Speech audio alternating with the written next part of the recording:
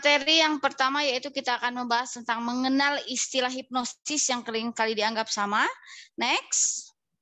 Ini ya, ini pembahasannya akan kita bahas. Kemudian kekuatan alam bawah sadar manusia itu seperti apa? Kemudian next. Perbedaan hipnosis. Perbedaan hipnosis pada anak dan dewasa. Selanjutnya, apa itu hypnoparenting? Nah, baru itu ya, kita masuk ke inti. Apa itu hypnoparenting? Kemudian, metode hypnoparenting itu seperti apa? Kemudian, prinsip dasar hypnoparenting. Ya, terus yang terakhir kalau tidak salah, barier atau penghalang efektivitas hypnoparenting, dan yang terakhir adalah next, manfaat penerapan hypnoparenting untuk kehidupan sehari-hari. Itulah yang akan kita bahas pada sekarang hingga ke depan. Mangga selanjutnya Teh Indah, mohon maaf. Nah, sekarang apa sih sebelum dilanjutkan? Nanti di sini kita ngobrol saja ya. Jadi saya mengharapkan ada diskusi yang tidak satu arah gitu ya, tidak saya saja yang ngomong di sini. Jadi saya pun ingin mendapatkan ilmu dari sahabat-sahabat semuanya di sini ya, para bunda-bunda hebat semuanya di sini. Nah, apa yang terlintas di benak kita ketika kita mendengar kata hipnosis?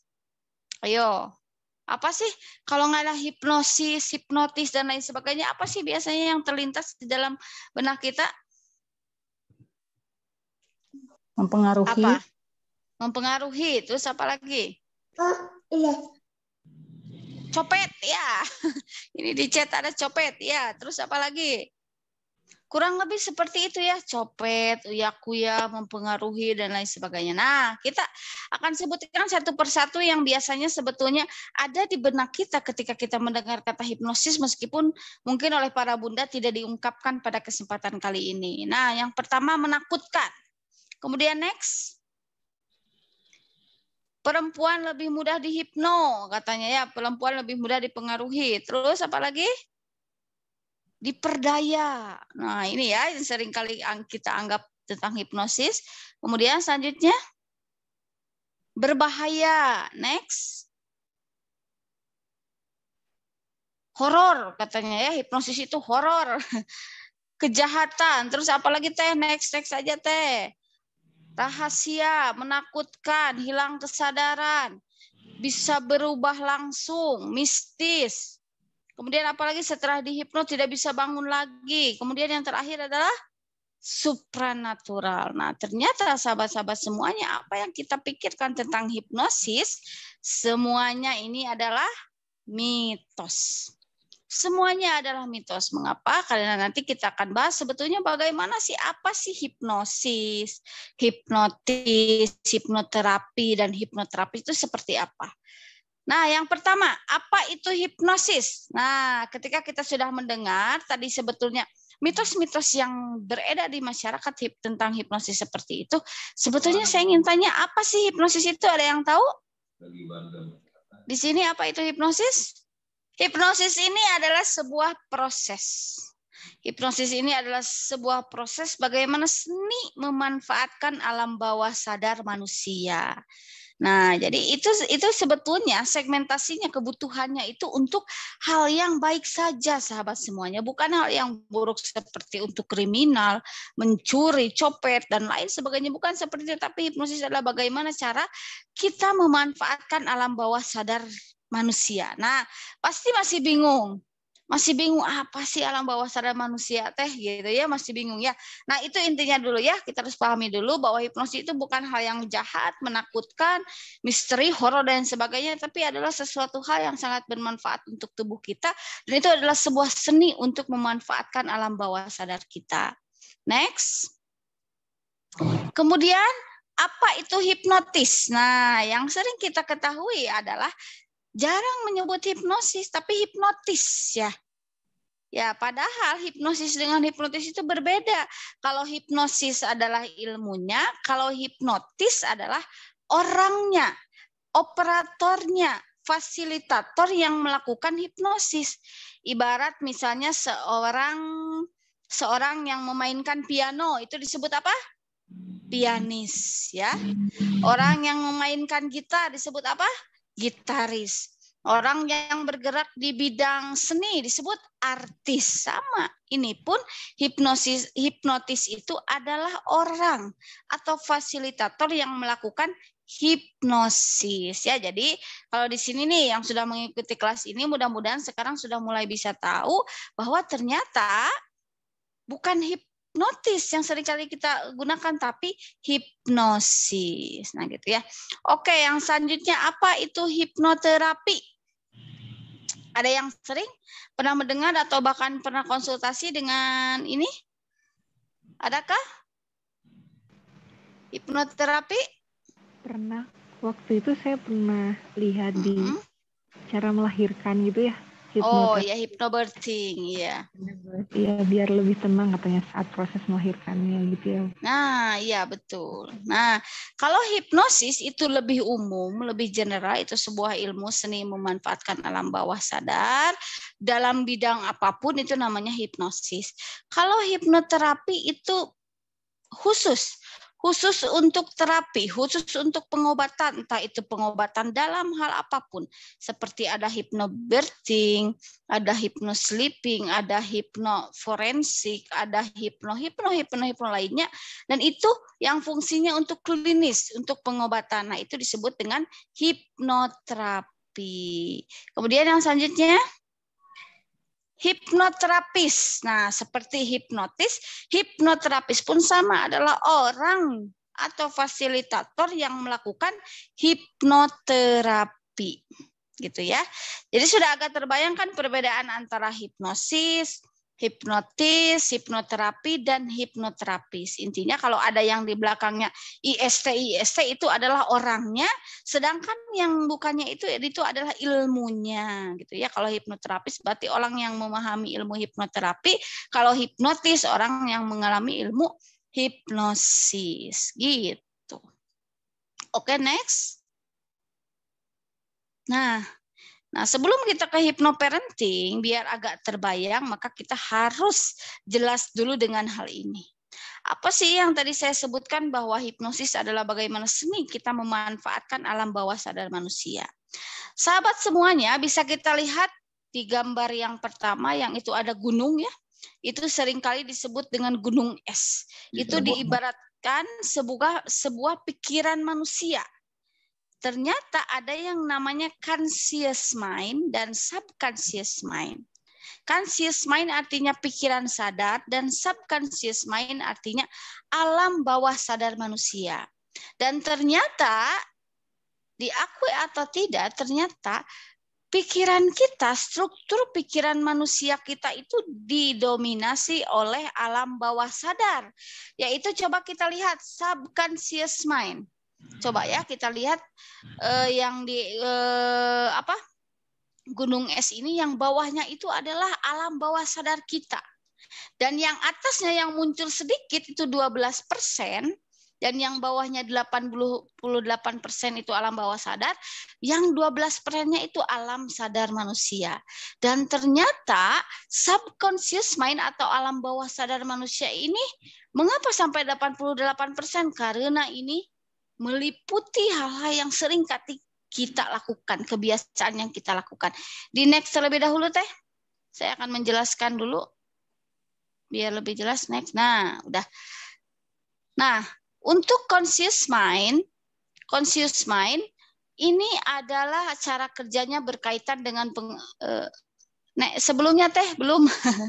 Sebelumnya, untuk alam sadar manusia ini yang isinya 12%, yang biasa kita gunakan 12%, cara kerjanya berkaitan dengan pengetahuan, logika, berpikir analitik, mengidentifikasi, membandingkan, struktural, dan sebagainya. Jadi gini, mudahnya gini sahabat semuanya, ketika kita sedang membandingkan sesuatu, ketika kita sedang menganalisis sesuatu, ketika logika kita yang dipakai, ketika pengetahuan kita yang dipakai, maka kita sedang menggunakan alam sadar kita. Itu. Dan yang di bawahnya yang 88% alias alam bawah sadar manusia ini berkaitan dengan cara kerjanya dengan keyakinan, emosi, perasaan, dan hal-hal lainnya. Nah ini kebiasaan, memori jangka panjang, ketakutan, imajinasi, personal beliefs, cultural beliefs, projection, self image, identitas diri, kebutuhan, dan lain sebagainya yang itu jarang kita sadari. Alam bawah sadar ini kita itu isinya ini. Kebiasaan kita, emosi kita, gitulah hal-hal yang keyakinan kita, perasaan kita kan rata-rata kita tidak menyadari bahwa ternyata hal-hal demikian semesti emosi, perasaan dan sebagainya itu disimpan di alam bawah sadar manusia. Nah, dan teorinya adalah ketika itu disimpan di alam bawah sadar manusia, maka itu long term memory alias jangka panjang. Tersimpan jangka panjang. Saya tanya nih sama bunda-bunda. Bunda-bunda, ketika bunda-bunda usia 5 tahun, ketika bunda-bunda sedang bahagia ataupun sedang sangat sedih, ingat ke sampai sekarang? Ada beberapa sih enggak, yang ada juga. Nah, ada yang ingat, ada yang enggak. Yang kalau yang sangat menguras emosi, yang benar-benar bahagia ataupun benar-benar sangat sedih pada usia 7 tahun gitu ya, pokoknya usia awal-awal SD gitu. Ingat enggak? Ingat. Ingat ya, kebanyakan dari kita ingat, sebagian ingat, tentu tidak akan semuanya. Yang diingat di alam bawah sadar itu, yang disimpan di alam bawah sadar itu adalah sesuatu hal yang sangat membekas dan menurut kita itu sangat penting. Akhirnya kita simpan sekian lama dan itu disimpannya di alam bawah sadar. Meskipun menurut teori bukan saat masa kecil saja. Misalnya nih, mak kalau marah sama suami, masalah yang 10 tahun lalu, yang benar-benar kita sangat marah, sangat kesal, ataupun kita benar-benar sangat bahagia, ingat gak sampai sekarang? Ingat, Ambu. Ingat banget ya. Ya sama suami ingat gitu ya. Nah karena hal-hal yang demikian, keyakinan, emosi, perasaan yang seperti itu disimpannya di alam bawah sadar manusia. Nah ini mengapa judul kali ini bagaimana seni mengolah alam bawah sadar anak agar itu setidaknya merubah perilakunya menjadi lebih baik lagi. Gitu ya. Oke, untuk teori gunung es, ini struktur pikiran manusia sepertinya sudah agak terbayang. Sekarang kita masuk ke gelombang otak manusia. Ini mengapa ini adalah dasar, ini adalah fondasi yang harus dijelaskan sebelum membahas masuk ke hypnoparenting. Tentang gelombang otak manusia. Tentang gelombang otak manusia pun ini seringkali banyak tidak disadari oleh kebanyakan dari kita. Mengapa? Padahal gelombang otak itu ada 5 sebetulnya ya. Ada gamma, beta, alfa, theta, dan delta. Tapi yang berpengaruh atau yang berhubungan erat dengan dunia hipnoterapi, hipnosis adalah beta, alfa, theta, dan delta. Jadi gamma mah tidak. Jadi kita akan membahas 4 saja. Jadi begini, simpelnya begini. Ketika kita beraktivitas, itu ada gelombang otak tertentu yang aktif di dalam otak kita. Misalnya ada gelombang otak beta. Ini aktif saat kita dalam kondisi terjaga, ya, saat kita dalam kondisi terjaga, tegang, konsentrasi tinggi. Nah, otak kita berarti gelombang otak kita yang aktif itu adalah beta. Nah, contoh aktivitasnya apa? Misalnya kita ketika kita sedang mengerjakan proyek yang rumit, olahraga, berdebat. Nah, itu ketika kita melakukan aktivitas itu, maka gelombang otak beta lah yang aktif di dalam otak kita. Kebayang? Kebayang maksud saya? Nah, kemudian ada gelombang otak yang kedua namanya alfa. Ini pun sama aktif ketika kondisi terjaga. Ketika kondisi terjaga, namun ini lebih waspada tapi santai. Nah, contoh aktivitasnya misalnya ketika kita sedang memecahkan masalah, ketika kita sedang menulis, ketika kita sedang belajar. Nah, ini kalau bahasa kitanya ini disebut bahasa kitanya mah disebut sersan. Serius tapi santai. Nah, ini gelombang otak alfa lah yang sedang aktif di dalam otak kita. Kemudian yang ketiga adalah gelombang otak theta. Nah, gelombang otak theta ini adalah kondisi setengah terjaga, sangat santai atau mengantuk. Ya, mengantuk. Ya, ini theta lah yang sedang aktif ya dalam otak kita. Aktivitasnya adalah seperti kita mencari ide kreatif, melamun dan lain sebagainya, maka ini adalah gelombang otak theta yang aktif. Dan yang terakhir gelombang otak delta. Ini adalah kondisi tidak terjaga. Tidak terjaga, yaitu sensor indrawi dengan luar itu terputus. Misalnya ketika kita sedang tidur nyenyak tanpa mimpi, kan tidur teh ada yang sambil mimpi dan ada yang tidak. Jika kita tidur tanpa mimpi, artinya itu kita tidur nyenyak. Jika kita tidur hayo we mimpi, berarti tidur kita tidak nyenyak, banyak pikiran biasanya. Biasanya kalau yang mimpi terus itu karena banyak pikiran gitu ya, akhirnya ke bawah mimpi. Nah, itu tidurnya kurang nyenyak. Nah, gelombang otak delta ini adalah aktif ketika tidur nyenyak tanpa mimpi dan jika kita dalam keadaan koma. Koma itu gelombang otak delta lah yang aktif. Nah, apa hubungannya sih dengan hypnoparenting ini, dengan hipnoterapi ini? Adalah apa ya? Ketika proses induksi, ketika kita mengantarkan orang lain untuk memasuki gelombang otak apa ya, trans gitu ya, masuk dalam, sangat dalam, ini berada antara alfa dan theta. Alfa sampai theta. Mengapa? Karena kondisi ini benar-benar sangat rileks. Maksudnya gini, ketika gelombang otak kita sedang beta, mengapa sugesti positif itu jarang masuk? Karena kita benar-benar kondisi terjaga.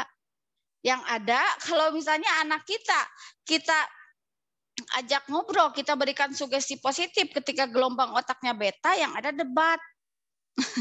Yang ada berdebat gitu ya, bukan nerima. Tapi ketika gelombang otaknya berada dalam alfa hingga theta, ia sedang benar-benar rileks, mengantuk, melamun. Nah, itulah sugesti positif yang akan kita berikan itu, insya Allah akan masuk lebih mudah. Sedangkan jika gelombang otak delta, yaitu yang terakhir, itu tidak akan masuk juga sama. Mengapa ya, namanya juga lagi tidur, ya gak akan masuk kalau udah benar-benar masuk gelombang otak delta. Gitu. Oke, selanjutnya ini kayaknya pengantar saja ya sebelum masuk ke hypnoparenting. Selanjutnya, mengapa sih ada nama hypnoparenting? Ya udah gak usah hypnoparenting, mungkinnya udah hipnosis aja gitu. Ternyata karena ada perbedaan hipnosis pada anak dan dewasa. Nah, dijelaskan di sini. Proses hipnosis yang sering kita lihat di televisi seperti tadi ada uyak-kuya gitu ya, uyak-kuya ya gitu ya. Itulah apa ya? Itu stage hipnosis. Stage hipnosis itu adalah untuk hiburan saja. Ya, itu untuk hiburan saja gitu ya, dan rata-rata objeknya itu dewasa. Nah, sedikit gambaran hipno pada orang dewasa lebih mudah karena komunikasinya nyambung dan orang dewasa cenderung bisa lebih fokus. Misalnya ketika di uyak-kuya, saya contohkannya uyak-kuya karena yang sering kali kita lihat di TV. Saya tidak akan mencontohkan proses hipnoterapinya, jarang gitu ya. Hipnoterapi mah benar-benar di publik gitu ya. Kalau hipnoterapi karena itu untuk proses penyembuhan. Nah, kalau misalnya kayak uyak-kuya, mengapa subjeknya dewasa? Karena orang dewasa lebih mudah berdiajak komunikasi dan lebih fokus. Beda sama anak. Coba anak disuruh kayak uya, lihat tatap mata Ojan. Misalnya kayak dulu ayah filmnya, gak akan semua anak mau, kecuali anaknya udah masuk menjelang remaja, misalnya udah gede gitu. Kalau usia TK, usia SD itu gak akan mau, dia suruh rebahan, tidur, menurut sama kita, mengikuti instruksi kita, itu gak akan mau. Makanya ada hipnoparenting karena ada perbedaan mendasar antara hipnosis pada anak dan dewasa. Paradigma selanjutnya, lain halnya dengan hipno pada anak. Mengapa ada metode khusus yaitu hipnoparenting? Karena untuk menghipno anak tidak mudah. Komunikasi yang jelas berbeda dan anak cenderung sulit fokus, kecuali anak tipe penurut, ya. Kecuali anak tipe penurut, dia fokus, penurut, nurut-nurut aja, itu bisa mungkin agak mudah menggunakan metode hipnoterapi yang terstruktur seperti orang dewasa. Tapi kebanyakan anak bukanlah tipe penurut, karena memang fasenya yang masih bereksplorasi. Jadi dia agak akan nurut. Kalau misalnya sama kita disuruh lihat ke sini, dia agak akan nurut. Itulah mengapa ada metode hypnoparenting, biar lebih smooth, lebih halus itu menggunakan metode-metode lain untuk mengakali bagaimana caranya agar proses hipnosis tetap masuk pada diri anak. Next. Jika ingin menghipnos suami pun tidak bisa. Nah, saya mengapa ada materi ini, banyak ibu-ibu yang bertanya, ari ngahipnos suami bisa teu ambu cenah. Ame suami teh jadi lebih bagus, jadi lebih kumaha. Nah, jika ingin menghipnos suami pun tidak bisa kita menghipnos layaknya seorang hipnotis atau hipnoterapis. Yang ada kalau kita menghipnos suami, jangankan ibu-ibu, saya juga kalau ke suami saya misalnya praktek percobaan, suami saya ketawa-ketawa. Ketawa-ketawa gitu lah lihat saya menghipno ya, karena berbeda caranya jika dengan keluarga dekat itu berbeda, tidak seperti dengan orang lain. Orang lain mungkin akan mengikuti karena memang saya adalah seorang hipnoterapis, tapi suami saya ngakak kalau menggunakan metode-metode seperti ke orang lain. Nah, ada trik khusus untuk memudahkan komunikasi dengan suami, tujuannya sama, membuat pasangan terbuka dan mampu menerima informasi dengan baik. Ini ada trik khusus dan ini biasanya dibahas dalam segmen-segmen selanjutnya karena panjang kali lebar alias luas sekali. Kita fokus ke anak saja dulu ya, jangan ke suami. Oke, next. Apa itu hypnoparenting? Nah, jadi sekarang kita masuk ke apa itu hypnoparenting ya.